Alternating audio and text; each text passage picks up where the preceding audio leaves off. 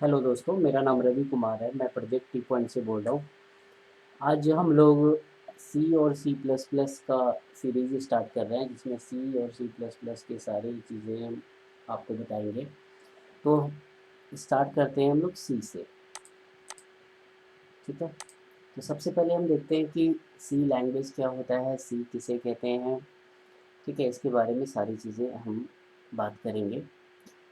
तो जैसा कि स्क्रीन में भी आप देख रहे हो कि सी को जो डेवलप किया था, किसने किया था, कब किया था, उसके बारे में चर्चा कर लेते हैं। ठीक है, तो इसको मैं एक बार पहले पढ़ लेता हूँ क्या है ये। तो C was invented and first implemented by Dennis Ritchie. ठीक है, तो हम इसको फादर ऑफ सी भी कह सकते हैं। तो इसने जो इन्वेंट किया था, फर्स्ट टाइम जो इन्वेंट किया था वो था Dennis Ritchie on DEC DEC-EDP11 that use the Unix operating system. C is a C is the result of development process that started with an older language called BCPL. It means ये हुआ कि जो सी के पहले का जो development process था, जो डेवलपमेंट लैंग्वेज था, वो या ओल्डर लैंग्वेज हम लोग कह सकते हैं कि वो था BCPL, जो डेवलप किया था मार्थिन रिचार्ड ने। And influence the language called B, हमें बी के नाम से भी इसे जानते हैं। Which was the invented by Ken Thompson. B led to development of the C in 1970, जो 1970 में 1970 में हुआ था। Basically C is a programming language, या हम कह सकते हैं मिडिल लेवल लैंग्वेज भी है। कहीं कहीं आपको ये मशीन लेवल लैंग्वेज के नाम से भी जानते हैं। इसी एक मशीन लेवल लैंग्वेज है। तो ये है सी। ठीक, आगे बढ़ते हैं हम लोग कि कुछ कीवर्ड सी में कीवर्ड क्या है, कीवर्ड पे हम चर्चा कर लेते हैं। कीवर्ड किसे कहते हैं, सबसे पहले ये देखो कि कीवर्ड किसे कहते हैं। कीवर्ड क्या होता है कि कीवर्ड जो प्रोग्रामिंग लैंग्वेज में स्पेशल यूज़ के लिए किया जाता है, स्पेसिफिक वर्क के लिए, है ना। लाइक अगर हम बात करें कि एक रिजर्व वर्ड है ना, तो यहाँ पर हम देखते हैं कि कीवर्ड किसे कहते हैं। Keyword are generally called a predefined और रिजर्व वर्ड। एक ऐसा वर्ड जो कि पहले से सी लैंग्वेज ने डिफाइन कर दिया है, उसे हम कीवर्ड कहते हैं। तो कुछ स्पेसिफिक कीवर्ड दिए हुए हैं, आप यहाँ देख सकते हो। ठीक है, तो यहाँ पे है कि every keyword in C language perform a specific function in a program. Keyword cannot be used as a variable. It means ये हुआ कि हम जब प्रोग्राम करेंगे तो वहाँ पे हम कीवर्ड को एज ए वेरिएबल यूज़ नहीं कर सकते। सपोज करो कि हमने लिखा C equals to A plus B, तो यहाँ पे हम ऐसा नहीं करेंगे कि जो कीवर्ड जैसे दिया हुआ है इंट या लॉन्ग या रिटर्न, तो एज अ वेरिएबल इसको नहीं लिखेंगे। जैसे फॉर दिया हुआ तो फॉर को हम एज अ वेरिएबल में नहीं लिखेंगे, फॉर इक्वल टू 2 या फॉर इक्वल टू 3 या इफ़ इक्वल टू 5 समथिंग, ऐसी तरह से नहीं लिखेंगे। मतलब ये एक रिजर्व वर्ड है जो कि सिर्फ और सिर्फ हमें उसके स्पेसिफिक वर्ड के लिए ही यूज़ करना है। उसका स्पेसिफिक जब चाहे डाटा टाइप में हमें यूज़ करना हो, जैसे कि हमें अगर इंटीजर लेना है कोई एज ए वेरिएबल, तो वहाँ पे हम इस चीज़ का यूज़ कर सकते हैं। तो अगर हम एक लाइन की बात करें तो एक रिजर्व वर्ड है जिसको हम सी लैंग्वेज में हम सिंपली स्पेसिफिक वर्क के लिए यूज़ किए जाते हैं। कुछ रिजर्व वर्ड यहाँ पे हैं, ऐसे 32 की वर्ड अवेलेबल है सी में। बट इसमें जो 7 की वर्ड होते हैं, ये कुछ कीवर्ड यहाँ पर देखो, ANSI-C एक हुआ था जिसमें कि उसके कुछ कीवर्ड को ऐड करके वो 32 बना है। इसका मतलब कि इसमें देखो इनम है, कॉन्स्ट है, साइंड है, वॉइड है एंड वोलाटाइल है। तो ये कीवर्ड सी का ओरिजिनल कीवर्ड में से नहीं है। तो एक एक दो तीन चार पाँच, ये 5 कीवर्ड जो है अलग से सी में ऐड किए गए हैं, ठीक है। तो यहाँ पे जो आप 32 कीवर्ड देख रहे हो ये including A N S I C से जोड़ा गया था, ठीक है।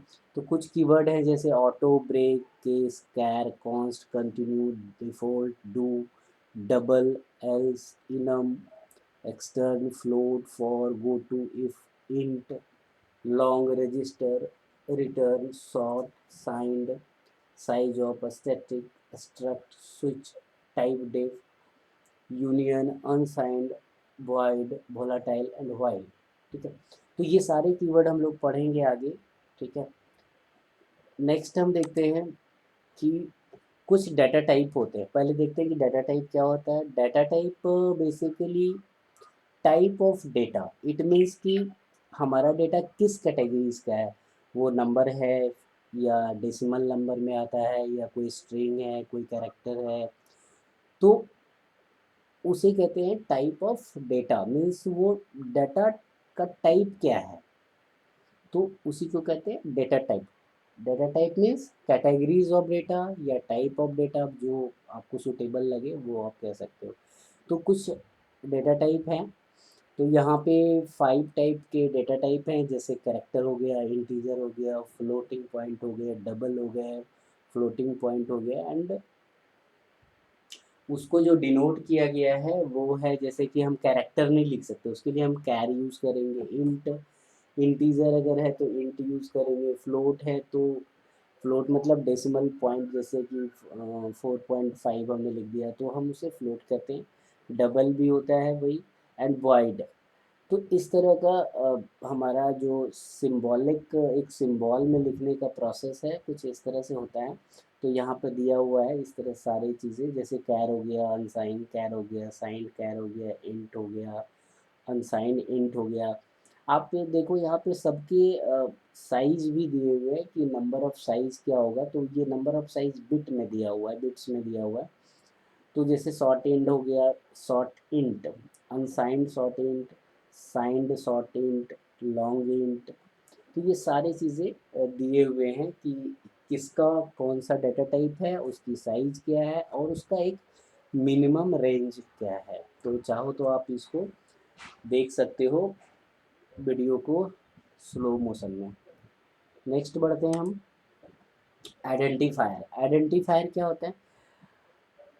सी में या सी प्लस प्लस में आपने देखा होगा कि कुछ हम जो वेरिएबल्स यूज़ करते हैं, वो variables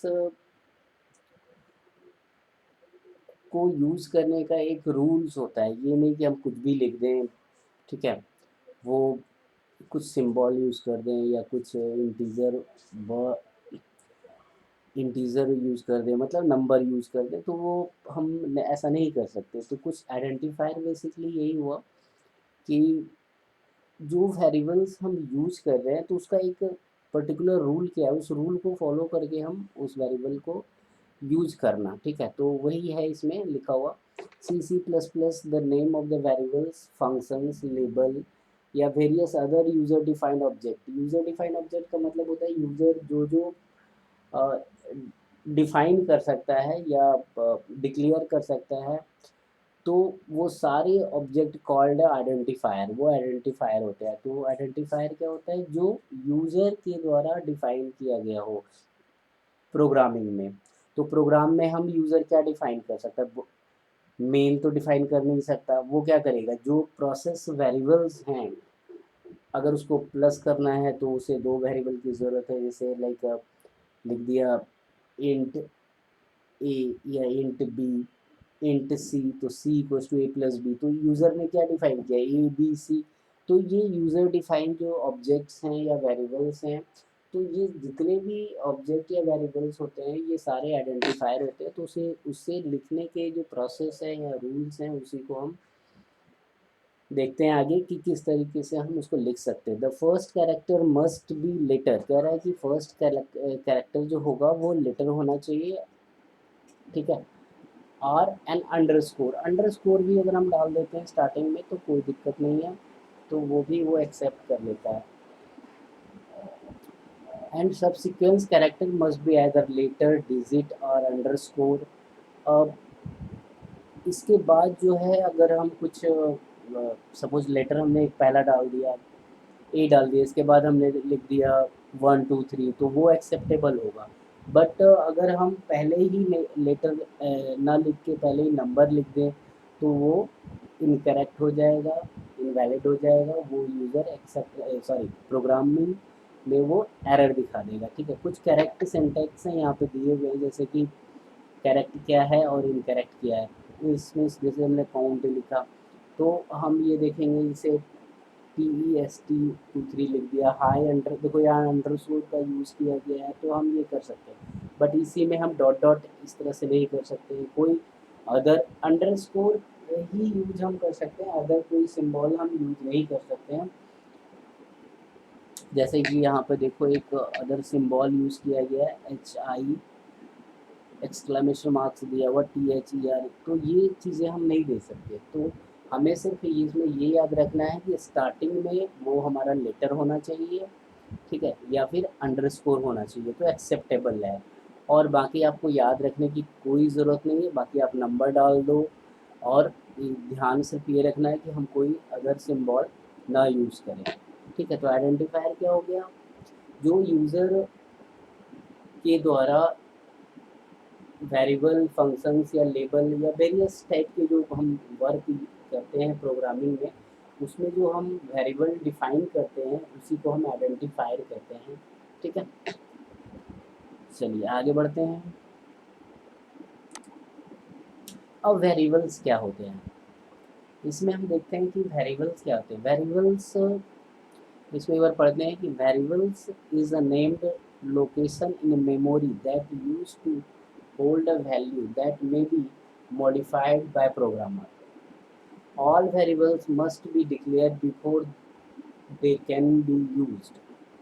The general form of the declarations, ऐसे इसमें ज़्यादा कुछ मुझे समझ नहीं आ रहा, आपको भी नहीं आ रहा होगा।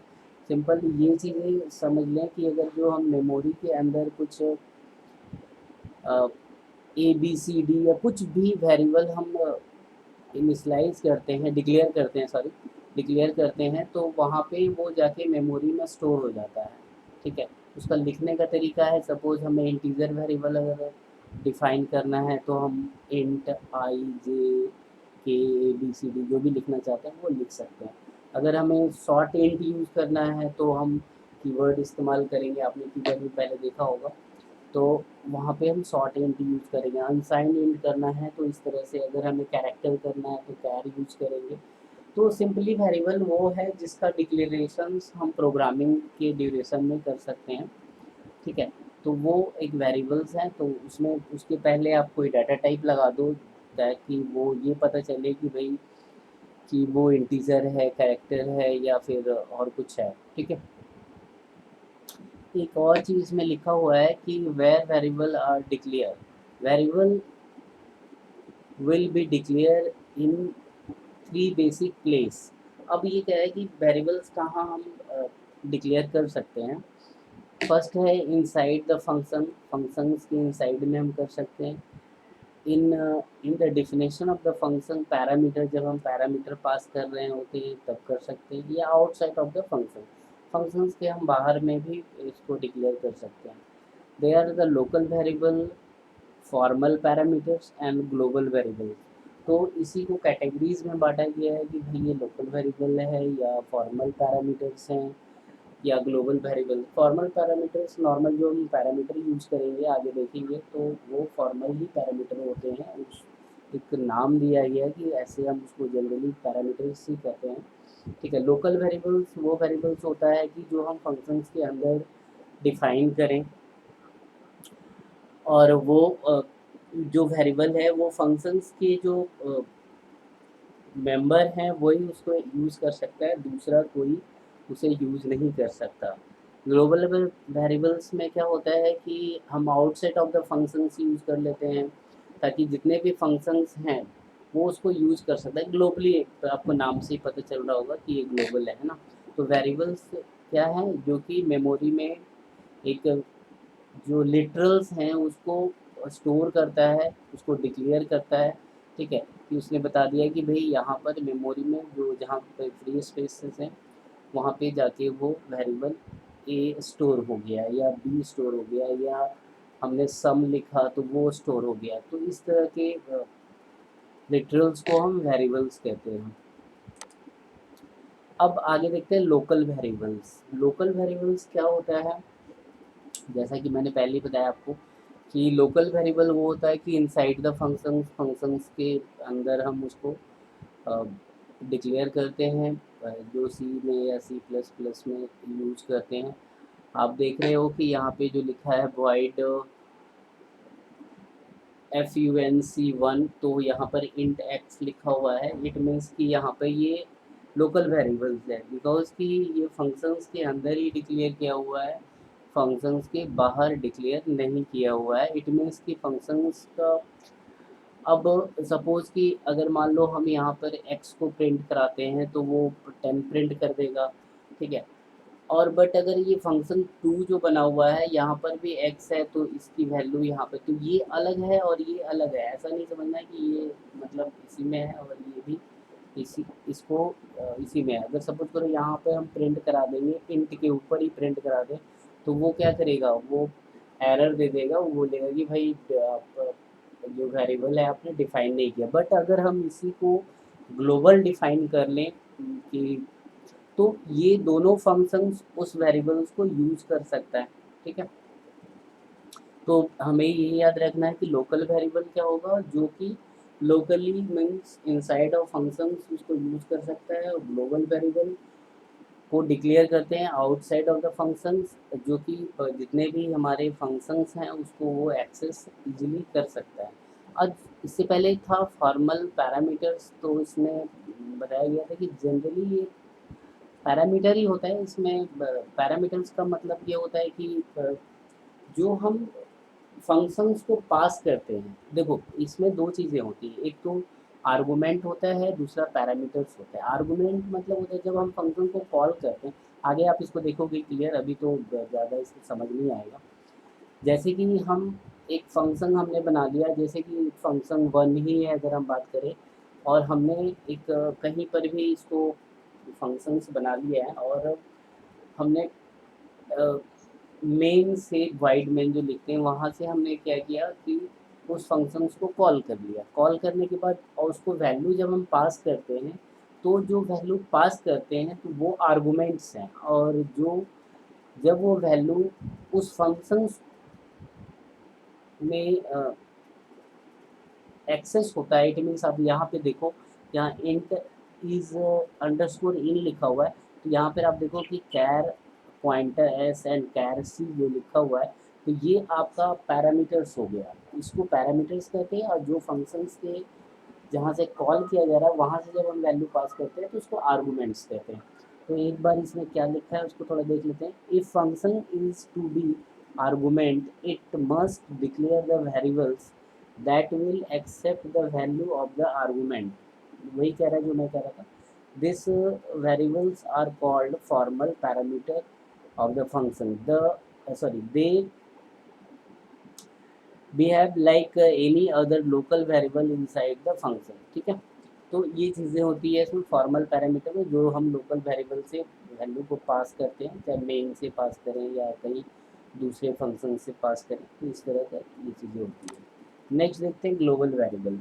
ग्लोबल वेरिएबल्स मैंने बता दिया था कि global variables by declaring them outside of any function, कोई भी फंक्शन के आउटसाइड से, आउटसाइड में जब हम डिक्लेयर करते हैं, सपोज करो कि आपने 4 फंक्शन बना लिए, सब में किसी में प्लस कर रहे हो, किसी में माइनस कर रहे हो, किसी में डिवीजन कर रहे हो, तो हमें ये सारी सिचुएशन में दो वैल्यू की ज़रूरत होती है जिसकी हम प्रोसेसिंग करेंगे। अगर प्लस करेंगे तो ए प्लस बी, माइनस करेंगे ए माइनस बी, डिवीज़न करेंगे ए डिवाइड बाई बी। तो इस तरह तो ए बी को हम बार बार इन साइड में जो डिक्लेयर करने से अच्छा है कि हम उसको ग्लोबली डिक्लेयर कर दें और हम उसको एक्सेस करें बार बार या जितनी बार हम चाहें। एनी एक्सप्रेशन, नेक्स्ट आगे देखते हैं। एनी एक्सप्रेशन में access them regardless of the of what block of the code. इसको पढ़ लेना, इसमें ऐसा कुछ नहीं है, वही चीज़ जो मैं बता रहा हूँ आपको। यहाँ पे देखो एक छोटा सा एग्जांपल दिया गया है कि आप देखो यहाँ पे आपको एक इंट काउंट नाम का वेरिएबल को डिफाइन किया गया है। और ये फंक्शंस हैं, नीचे एक दो फंक्शंस हैं और दोनों फंक्शंस में उस काउंट का यूज़ किया गया है। अगर हमें इनसाइड में किया होता है तो फंक्शन दूसरे फंक्शंस में हम उसका यूज़ नहीं कर सकते थे। जिस फंक्शंस में डिक्लेयर किए हैं उसी फंक्शंस में उस वेरिएबल्स का यूज़ कर सकते हैं, बट हमने ग्लोबल डिक्लेयर किया है, इस वजह से हम ये दोनों फंक्शंस में हम इसका यूज कर सकते हैं। ठीक है, और फिर हम इसको मेन से कॉल कर दें या जैसे तो जो सूटेबल है उसके अकॉर्डिंग हम वर्क कर सकते हैं। ठीक है, नेक्स्ट देखते हैं। तो ये ग्लोबल वेरिएबल समझ में आ गया। ग्लोबल वेरिएबल वो होता है जो फंक्शंस के आउटसाइड में डिक्लेयर किया जाता है।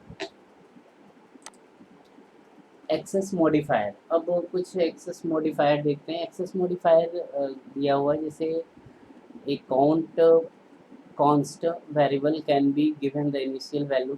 अच्छा, एक्सेस मॉडिफायर में ये होता है, जैसे कॉन्स्ट का मतलब होता है कांस्टेंट, कांस्टेंट का मतलब फिक्स, है ना। फिक्स कर दिया हमने कि सपोज करो कि अगर हमने यूजर से इनपुट नहीं लिया, हमने सिंपली क्या किया कि भाई a = 5 कर दिया, b = 7 कर दिया और उसको हमने प्लस कर दिया, तो वो क्या करेगा, c = a + b, तो वो प्लस करके रिजल्ट आपको दे देगा। बट अगर हमने कॉन्स्ट लिख दिया तो हम उसकी वैल्यू को चेंज नहीं कर सकते, हमने एक तरह से उसको फिक्स कर दिया। ठीक है, कॉन्स्ट का मीनिंग यही होता है, मेमोरी में उसको चेंज नहीं कर सकते। वोलाटाइल में क्या होता है, हमने वोलाटाइल और नॉन वोलाटाइल पढ़ा था। वोलाटाइल में क्या होता है कि हम कोई भी जो वेरिएबल्स हैं या कीवर्ड हैं तो उसको हम क्या करते हैं कि एक मेमोरी में एलोकेट करते हैं, साथ ही साथ उसको हम क्या करते हैं, मॉडिफाई कर सकते हैं। ठीक है, अगर वो वोलाटाइल है तो सिंपली वही है जो ऑपरेटिंग सिस्टम में हमने रैम रोम के बारे में पढ़ा था, वोलाटाइल मेमोरी क्या होता है, नॉन वोलाटाइल मेमोरी क्या होता है। सेम कॉन्सेप्ट यहाँ पर वही लग रहा है कि अगर हम वोलाटाइल है तो वो उसमें उसकी मेमोरी लोकेशन को, एड्रेस को चेंज किया जा सकता है। ठीक है, स्टोरेज क्लास स्पेसिफायर, इसको पढ़ लेते हैं। The 4 storage class in C are declare in block or program with the storage class specifier. जैसे कि कुछ स्टोरेज क्लास स्पेसिफायर होता है, जैसे ऑटो है, रजिस्टर है, एक्सटर्न है, स्टैटिक है। ये थोड़ा सा फॉन्ट इसका छोटा हो गया है, मैं इसको ठीक कर दूंगा। ठीक है, there is one or more storage classes specific typedef. अच्छा, इसमें एक और भी चीज़ होता है, टाइप डेफ। टाइप डेफ का मतलब ये होता है कि अगर सपोज करो हम इंट यूज़ करते हैं, इंट यूज़ करते हैं तो हमें पता है कि भाई इंट इंटीजर के लिए होता है। अगर हम टाइप डेफ यूज़ करके अपना भी एक कीवर्ड तैयार कर सकते हैं। सपोज हम, मेरा नाम रवि है, तो हम अगर चाहें कि अ, हमने टाइप डेफ इस्तेमाल किया और इंट को हमने टाइप डेफ के साथ यूज़ करके रवि वेरिएबल को, या रवि लिटरल यहाँ कहेंगे, रवि को हमने क्या किया, एज अ इंटीजर बना दिया। तो अब हमें दोबारा इंट लिखने की ज़रूरत नहीं है, रवि से ही काम चल जाएगा। रवि में भी कोई वैल्यू को हम स्टोर कर सकते हैं। ठीक है, आगे हम इसका डिटेल एग्जांपल देंगे आपको तो ज़्यादा समझ में आएगा। तो ये 4 स्टोरेज क्लास स्पेसिफायर जो सपोर्ट करता है सी को, वो है एक्सटर्न, स्टैटिक, रजिस्टर, ऑटो। तो ये सारी चीज़ें हम पढ़ेंगे। अभी तो हम लोग बेसिक चीज़ें पढ़ रहे हैं कि भाई ये होता क्या क्या है और हम सी में इसको यूज कैसे करेंगे, एग्जाम्पल के साथ मैं आपको बताऊंगा। ठीक है, तो ये सारी चीज़ें थी इसके अंदर। तो आप इसको धीरे धीरे याद करो, क्योंकि ये प्रोसेस तुरंत कीवर्ड, अब एक कीवर्ड पूरा याद नहीं होगा नहीं। और जब ये कर लोगे तब जब प्रोग्रामिंग करेंगे तो हम ज़्यादा से ज़्यादा इसमें सीख सकते हैं। ठीक है, okay, thank you. Next video में देखते हैं हम आगे जो हम प्रोग्रामिंग करेंगे वॉइड मेन से, या हम हेडर फाइल के बारे में पढ़ेंगे। ये सारी चीज़ें हम पढ़ेंगे। Okay, thank you.